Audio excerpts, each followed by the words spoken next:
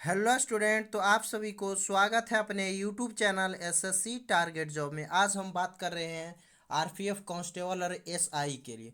जिस तरह से आपके एग्जाम में एग्जामिनर क्वेश्चन सेट करता है, उसी के अनुसार लाया गया प्रीवियस ईयर का क्वेश्चन, जो इस बार पूछने की 100% गारंटी है। जो आपका एग्जाम में सेम टू क्वेश्चन मिलने की संभावना है।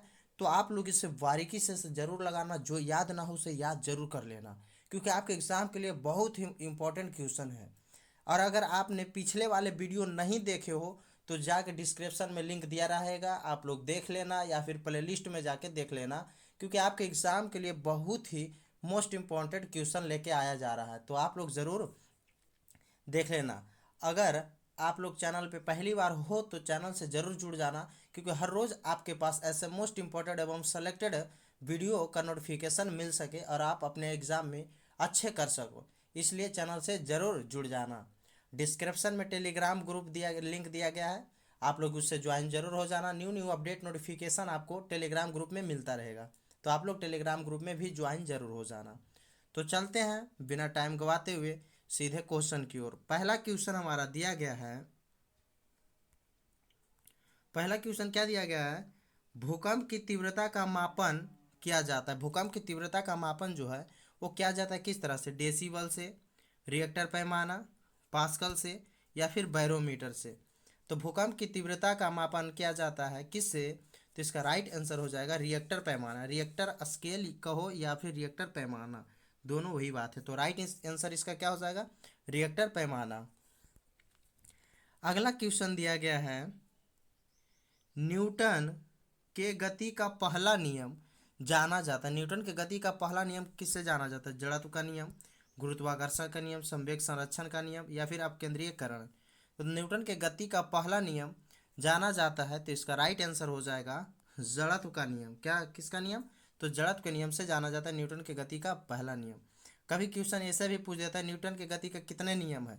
तो 3 नियम है, याद रखना। यह भी क्वेश्चन मोस्ट इंपॉर्टेंट हो जाएगा। अगला क्वेश्चन दिया गया है, जब कोई वस्तु ऊपर से गिराई जाती है तो उसका भार होता है। जब कोई वस्तु ऊपर से गिराई जाती है तो उसका भार क्या होता है? शून्य, परिवर्तनशील, अपरिवर्तित, या फिर सभी गलत हैं। तो जब कोई वस्तु को ऊपर से गिराई जाती है तो उसका भार क्या होता है? तो इसका राइट आंसर हो जाएगा अपरिवर्तित रहता है। क्या रहता है? अपरिवर्तित। राइट आंसर हो जाएगा ऑप्शन नंबर सी। अगला क्वेश्चन दिया गया है, वर्षा की बूंदें, वर्षा की बूंदें की गोलाकार आकृति का कारण है द्रव का घनत्व, वायुमंडलीय दाब, गुरुत्व, या पृष्ठ तनाव।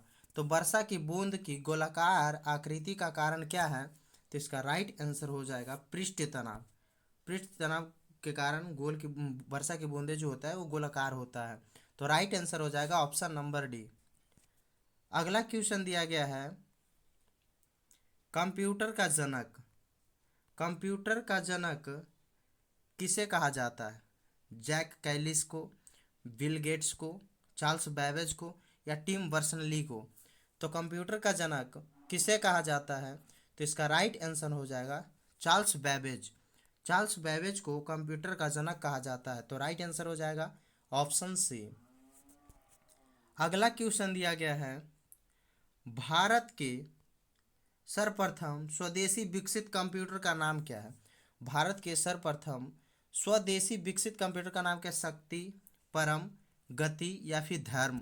तो भारत के सर्वप्रथम स्वदेशी विकसित कंप्यूटर का नाम परम है। तो राइट आंसर क्या हो जाएगा इसका? ऑप्शन नंबर बी, परम। अगला क्वेश्चन दिया गया है,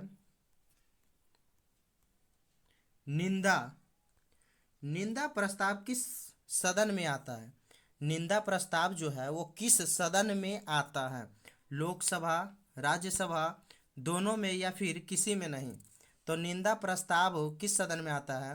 तो इसका राइट आंसर हो जाएगा लोकसभा में आता है। किस में आता है? लोकसभा में। राइट आंसर हो जाएगा ऑप्शन नंबर ए। अगला क्वेश्चन दिया गया है, केंद्रीय, केंद्रीय तंबाकू अनुसंधान संस्थान कहाँ स्थित है? केंद्रीय तंबाकू अनुसंधान संस्थान कहाँ स्थित है? मदुरै, सोलापुर, बेंगलुरु, या फिर राजमुंद्री में। तो केंद्रीय तंबाकू अनुसंधान संस्थान कहाँ स्थित है? तो इसका राइट आंसर हो जाएगा राजमुंद्री में स्थित है। कहाँ स्थित है? राजमुंद्री। ऑप्शन नंबर डी इसका राइट आंसर हो जाएगा। अगला क्वेश्चन दिया गया है, भारतीय कृषि अनुसंधान संस्थान कहाँ स्थित है? भारतीय कृषि अनुसंधान संस्थान जो है वो कहाँ स्थित है? सूरत, बेंगलुरु, नई दिल्ली, औरंगाबाद। तो इसका राइट आंसर हो जाएगा नई दिल्ली। भारतीय कृषि अनुसंधान जो स्थित है वो नई दिल्ली में स्थित है। तो राइट आंसर हो जाएगा ऑप्शन नंबर सी। अगला क्वेश्चन दिया गया है, पाचन तंत्र का हिस्सा पाचन तंत्र का हिस्सा नहीं है। कौन सा जो है ऑप्शन पाचन तंत्र का हिस्सा नहीं है? पीत, पित्ताशय, कॉर्निया, आंत, यकृत। तो ऐसे भी आप लोग छाट सकते हो। यकृत, आंत और पित्ताशय ये पेट के भाग हो जाएगा, और कॉर्निया जो है वो पेट का भाग नहीं है, वो आँख का भाग है। तो आँख थोड़ी पाचन तंत्र का हिस्सा है। तो इसका राइट आंसर क्या हो जाएगा? कॉर्निया। कॉर्निया जो है वो आँख का भाग है, तो आँख का भाग पाचन तंत्र से दूर है, तो राइट आंसर हो जाएगा कॉर्निया, जो कि पाचन तंत्र का हिस्सा नहीं है। राइट आंसर हो जाएगा ऑप्शन नंबर बी। अगला क्वेश्चन दिया गया है, गोकक जलप्रपात किस नदी पर स्थित है? बहुत ही इंपॉर्टेंट क्वेश्चन है। गोकक जलप्रपात किस नदी पे स्थित है? शरावती नदी, गोकक नदी, कावेरी नदी या फिर कृष्णा नदी। तो गोकक जलप्रपात जो है वो गोकक नदी पर ही स्थित है। तो इसे याद करने में आसान हो जाएगा। गोकक जलप्रपात पूछ दे गोकक नदी पे, तो राइट आंसर हो जाएगा ऑप्शन नंबर बी। अगला क्वेश्चन दिया गया है, कोयला की कोयल हो जाएगा, यहाँ पे लिखा गया इसे मिस्टेक हो गया टाइप में। को क्या कर लेना है यहाँ पे? कोयला। क्या कर लेना? कोयला।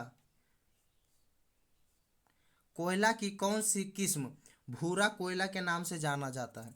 कोयला की कौन सी किस्म जो है वो भूरा कोयला के नाम से जाना जाता है? पीट, विटुमिनस, लिग्नाइट या फिर एंथ्रासाइट। तो कोयला की कौन सी किस्म को भूरा कोयला के नाम से जाना जाता है? तो इसका राइट आंसर हो जाएगा लिग्नाइट। किसे? लिग्नाइट को भूरा कोयला के नाम से भी जाना जाता है। याद रखना, राइट आंसर हो जाएगा ऑप्शन नंबर सी। अगला क्वेश्चन दिया गया है, कौन सी विश्व की सर्वाधिक गहरी झील है? विश्व की कौन सी विश्व की सर्वाधिक गहरी झील है? टिटिकाका झील, विक्टोरिया झील, मृत सागर या फिर बैकाल झील। तो कौन सी विश्व की सर्वाधिक सर्वाधिक गहरी झील है? तो इसका राइट आंसर हो जाएगा बैकाल झील। कौन सी झील? बैकाल झील। ये जो है वो रूस में पड़ता है। कहाँ पड़ता है? रूस में पड़ता है। तो राइट आंसर हो जाएगा बैकाल झील। अगला क्वेश्चन दिया गया है, अंकोर वाट मंदिर। अंकोर वाट मंदिर कहाँ स्थित है? अंकोर वाट का मंदिर जो है वो कहाँ स्थित है? Cambodia, Thailand, Malaysia, Myanmar. तो अंकोर वाट का मंदिर जो स्थित है वो कंबोडिया में स्थित है। राइट आंसर हो जाएगा ऑप्शन नंबर ए। अगला क्वेश्चन दिया गया है, नागा अर्जुन नागा अर्जुन बांध का निर्माण किस नदी पर हुआ है? कावेरी नदी, नर्मदा नदी, कृष्णा नदी, सतलज नदी। तो नागा अर्जुन बांध का निर्माण किस नदी पर हुआ है? तो इसका राइट आंसर हो जाएगा कृष्णा नदी पे। Right answer option number C हो जाएगा। चलते हैं अगले क्वेश्चन की ओर। अगर आप लोग अभी तक चैनल को सब्सक्राइब नहीं किए हो तो जल्दी से चैनल को सब्सक्राइब कर लेना, बेल आइकन दबा लेना, क्योंकि ऐसे मोस्ट इंपॉर्टेंट एवं सेलेक्टेड क्वेश्चन आपको जल्दी मिल सकेगा और आप अपने एग्जाम में बहुत महत्वपूर्ण भूमिका निभा सकोगे। अगला क्वेश्चन क्या दिया गया है, मानव शरीर के किस भाग में सबसे छोटी हड्डी होती है?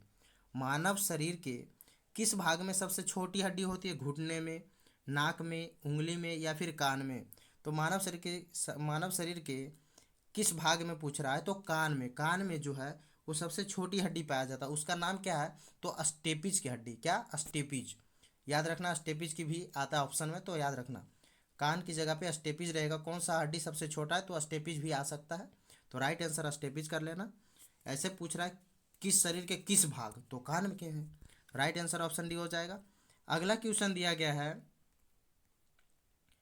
मानव मानव शरीर मानव शरीर किस अंग की हड्डी सबसे बड़ी होती है? मानव शरीर के किस अंग की हड्डी सबसे लंबी होती है? क्या पूछ रहा है? लंबी पूछ रहा है। मेरुदंड, जांग, भुजा या फिर रिब केज की। तो मानव शरीर के किस अंग की हड्डी सबसे लंबी होती है? तो इसका राइट आंसर हो जाएगा जांघ की हड्डी। जांघ की हड्डी है जो सबसे लंबी होती है। तो right answer option number B हो जाएगा। अगला क्वेश्चन दिया गया है पेंटागोनिया। पेंटागोनिया मरुभूमि किस देश में स्थित है? पेंटागोनिया मरुभूमि जो है वो किस देश में स्थित है? सूडान, सोमालिया, अर्जेंटीना या फिर मंगोलिया। तो पेंटागोनिया मरुभूमि किस देश में स्थित है? तो इसका राइट आंसर हो जाएगा अर्जेंटीना में स्थित है। ऑप्शन नंबर सी इसका राइट आंसर हो जाएगा। अगला क्वेश्चन दिया गया है संसद के दोनों सदनों के संयुक्त अधिवेशन की अध्यक्षता कौन करता है? संसद के दोनों सदनों के संयुक्त अधिवेशन की अध्यक्षता कौन करता है? राष्ट्रपति, प्रधानमंत्री, उपराष्ट्रपति या फिर लोकसभा अध्यक्ष। तो संसद के दोनों सदनों के संयुक्त अधिवेशन की अध्यक्षता कौन करता है? तो इसका राइट आंसर हो जाएगा ऑप्शन नंबर डी, लोकसभा अध्यक्ष करता है। कौन करता है? लोकसभा अध्यक्ष। राइट आंसर हो जाएगा ऑप्शन नंबर डी। अगला क्वेश्चन दिया गया है आवर्त सारणी। आवर्त सारणी के दूसरे आवर्त में तत्वों की संख्या कितनी होती है? आवर्त सारणी के दूसरे आवर्त में तत्वों की संख्या कितनी होती है? 5, 8, 9 या फिर 7। तो इसका राइट आंसर हो जाएगा ऑप्शन नंबर बी। कितने तत्व होते हैं? तो 8 होते हैं। Right answer option number B हो जाएगा। अगला क्वेश्चन दिया गया है सिखों के सैन्य संप्रदाय खालसा पंथ का प्रवर्तन किसने किया था? सिखों के सैन्य संप्रदाय खालसा पंथ का प्रवर्तन किसने किया था? हरिकिशुन, गोविंद सिंह, तेग बहादुर या अर्जुन देव। तो इसका राइट आंसर जो हो जाएगा वो गुरु गोविंद सिंह हो जाएगा। ऑप्शन नंबर बी, गुरु गोविंद सिंह जो सिखों के सैन्य संप्रदाय खालसा पंथ का प्रवर्तन किए थे। तो right answer option number B हो जाएगा। अगला क्वेश्चन दिया गया है हड़प्पा। हड़प्पा सभ्यता की खोज किस वर्ष की गई है? हड़प्पा सभ्यता की खोज जो है वो किस वर्ष की गई? 1901, 1942, 1935 या फिर 1921 में। तो हड़प्पा सभ्यता की खोज जो की गई है वो की गई 1921 में। राइट आंसर हो जाएगा ऑप्शन नंबर डी, 1921 में खोज की गई है। अगला क्वेश्चन दिया गया है अकबर ने हिंदुओं के ऊपर से जजिया कर कब हटाया है? अकबर ने हिंदुओं के ऊपर से जजिया कर कब हटाया हूँ? 1562, 1563, 1564 या फिर 1571 में। तो अकबर ने हिंदुओं के ऊपर से जजिया कर कब हटाया? तो इसका राइट आंसर हो जाएगा ऑप्शन नंबर हो जाएगा सी, 1564 में हटाया था जजिया कर। राइट आंसर ऑप्शन सी हो जाएगा। अगला क्वेश्चन दिया गया है सिल्वर फाइबर क्रांति निम्नलिखित में से किससे संबंधित है? सिल्वर फाइबर क्रांति जो है वो निम्नलिखित में से किससे संबंधित है? कपास, चमड़ा, जूट या फिर पेट्रोलियम से। तो सिल्वर फाइबर क्रांति जो हुआ था वो कपास के लिए हुआ था। तो राइट आंसर क्या हो जाएगा? कपास। Option number A. अगला क्वेश्चन दिया गया है भारतीय संविधान में 12वीं अनुसूची का संबंध है। भारतीय संविधान में 12वीं अनुसूची का संबंध किससे है? दल बल से, भाषाएं से, पंचायती राज व्यवस्था से या शहरी निकाय से। तो भारतीय संविधान में 12वीं अनुसूची का संबंध जो है वो शहरी निकाय से है। तो राइट आंसर हो जाएगा इसका ऑप्शन नंबर डी, शहरी निकाय से। अगला क्वेश्चन दिया गया है शेरशाह सूरी का मकबरा कहाँ स्थित है? दिल्ली, लाहौर, सासाराम या फिर आगरा। तो शेरशाह सूरी का मकबरा कहाँ स्थित है? तो इसका राइट आंसर हो जाएगा सासाराम में स्थित है। ऑप्शन नंबर से इसका राइट आंसर हो जाएगा।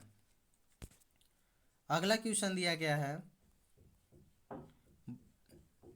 वर्धा आश्रम कहाँ स्थित है? क्या पूछ रहा है? वर्धा आश्रम कहाँ स्थित है? गुजरात, महाराष्ट्र, तमिलनाडु या फिर उत्तर प्रदेश। तो वर्धा आश्रम कहाँ स्थित है? तो ये महाराष्ट्र में स्थित है। कहाँ स्थित है? महाराष्ट्र में। ऑप्शन नंबर बी इसका राइट आंसर हो जाएगा। अगला क्वेश्चन दिया गया है, प्रकाश प्रकाश वर्ष किसकी इकाई है?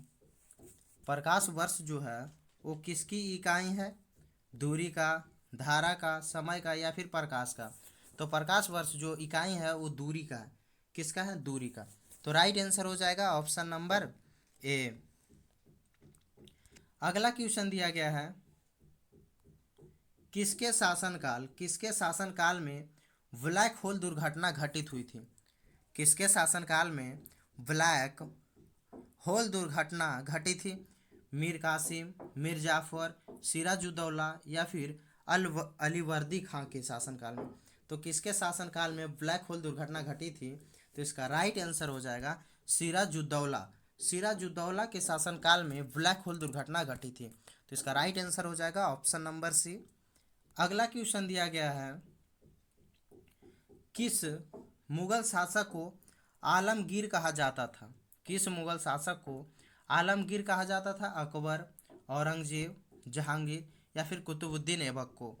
तो किस मुगल शासक को आलमगीर कहा जाता था? तो इसका राइट आंसर हो जाएगा औरंगजेब को कहा जाता था। Right answer option number B हो जाएगा। तो आज यहीं तक रखते हैं मोस्ट इंपॉर्टेंट एवं सेलेक्टेड क्वेश्चन।